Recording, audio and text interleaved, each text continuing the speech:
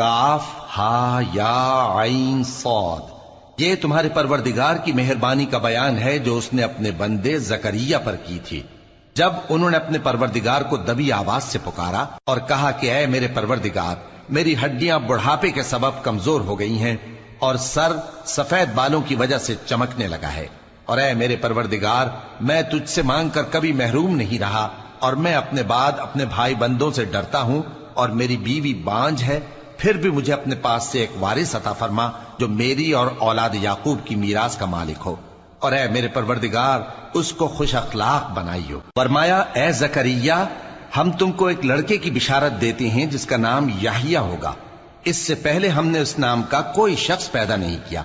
انہوں نے کہا کہ پروردگار، میرے ہاں کس طرح لڑکا ہوگا جبکہ میری بیوی بانجھ ہے اور میں بڑھاپے کی اس حالت کو پہنچ گیا کہ سوکھ گیا ہوں۔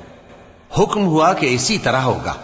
تمہارے پروردگار نے فرمایا ہے کہ مجھے یہ آسان ہے، اور میں پہلے تم کو بھی تو پیدا کر چکا ہوں اور تم کچھ چیز نہ تھے۔ کہا کہ پروردگار، میرے لیے کوئی نشانی مقرر فرما۔ فرمایا نشانی یہ ہے کہ تم صحیح و سالم ہوتے ہوئے 3 رات دن لوگوں سے بات نہ کر سکو گے۔ پھر وہ عبادت کے حجرے سے نکل کر اپنی قوم کے پاس آئے تو ان سے اشارے سے کہا کہ صبح و شام تسبیح کرتے رہو۔